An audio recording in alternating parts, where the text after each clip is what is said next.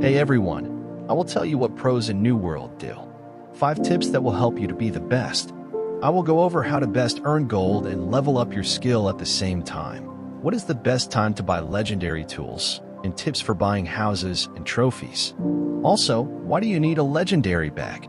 Now sit back, relax, and let's dive in.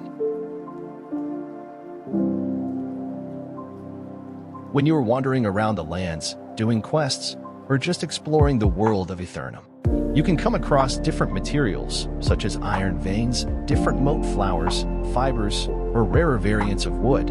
I always recommend that you pick them up and store them for later in one of the many storages you have available. You might be tempted to sell them as soon as you gather them. However, I would recommend that you refine them first and then sell them. Yes, this will net you less gold, but it will give you a valuable refining experience that you could not gain if you had sold them. So, in a nutshell, I recommend that you gather everything you see, then either refine them now and sell them, or stock them up, refine them later, and sell them in a bulk. In the long run, you will end up with a lot of skill, experience, and gold. When you reach your max level, you'll unlock the ability to equip the best gathering tools. The rarest form of this equipment is legendary, represented by its orange color. They give you a 5th perk that gives you a chance to get a mote when you gather something. You have 2 options, cheaper orichalcum or more expensive mithril tools. Now, your argument against it might be that both are too expensive. However, they are 100% worth it. Let me elaborate on why. From a pure gold return investment, they are worth it. Let's say that you buy a logging axe for 3k gold. It has solid perks and an earth mote perk. You go on your logging session and you get 100 motes from it. Now 100 motes is a bit less than 100 gold. However, you can store these motes and later turn them into higher tier versions and you again get just pure added gold from it or arcane experience. There is also another example of why they can be useful. Let's say you are good at weaponsmithing and you can make tier 5 honing stones. They are used by many in-game players. You can make them from death and fire quintessence.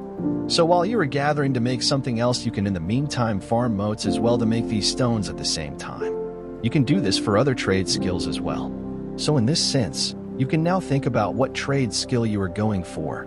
And then from that you should know what items you can make and look for tools that have motes that can help you in making such items that you can sell or use for yourself. Okay, so you have been nicely collecting gold. Get your trade skills up, and you have your eyes set on one of many professions like armoring, jewel crafting, engineering, and so on. But you know you will need to get a house and later on trophies as well, but you might feel a bit lost on what to buy as there are a lot of options. In a nutshell, houses come in 4 tiers. 4th is the most expensive at 20k gold and 1st the cheapest at 5k gold. They'll give you a place you can teleport to, just like an inn. Tier 4 has a 2-hour cooldown and Tier 1 is 5 hours. Space for storage chests. When placed in your house, they give you bigger settlement storage. Tier 1 house has 1 slots, and Tier 4 has 4 slots. The best chest is a gold and steel storage chest with 1000 space. So a Tier 4 house with 4 chests gives you 4k more space. That is quite a lot of space if you ask me. All house tiers do have 5 slots of trophies, and here comes an argument if it's worth buying the best house, so Tier 4 or the cheapest at Tier 1. For a long time, I have been debating what advice to give when it comes to buying houses. It all comes down to your preference and play style, how much gold you have, and so on. However, if I give one, I would say this. Buy one of the Tier 4 houses in your settlement of choice. Fill them with the best storage chests so you get this 4k space. This will be your main crafting hub.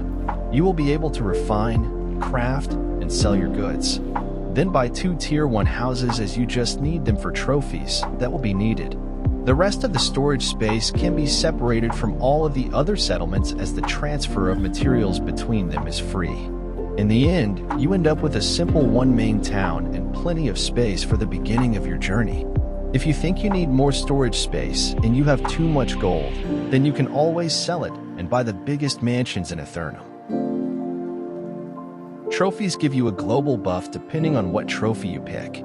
In general, you have gathering trophies that give you gathering luck, crafting trophies that give you a bonus to gear score to crafted items, Combat trophies give you more damage to certain types of enemies, like for the example, the Lost, and the Last Loot Luck trophies.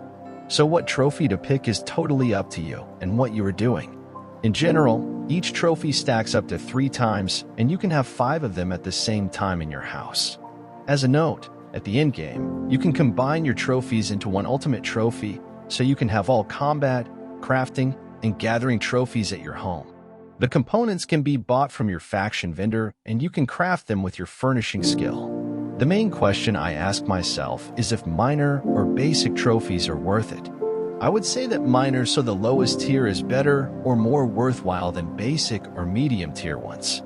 My reason is that they are very cheap compared to others, and they give a significant amount of a buff that they are worth your money, even in the short or long term. Then when I would have all of them, I would slowly upgrade them to the best tier. Little steps make all the difference. One of the questions you might have asked yourself is, are legendary bags worth it? Well, let's take a look.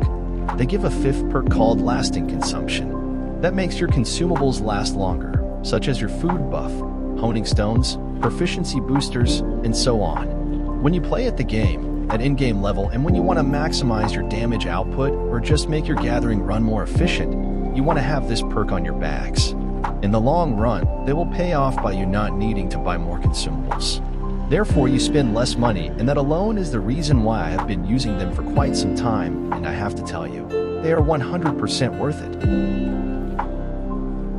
Getting all of these elements of the game all at once might be a daunting task and too much, but remember, New World is an MMO, and MMO is not a sprint, but a marathon. So take your time and enjoy the game. With time, you will get enough gold to buy all these items. It's part of the journey of your adventurer anyway. If you have enjoyed this tips video, you can give it a like. And if you want to stay for more content like this one, you can subscribe as well. It is free anyway. Now have a great day and goodbye.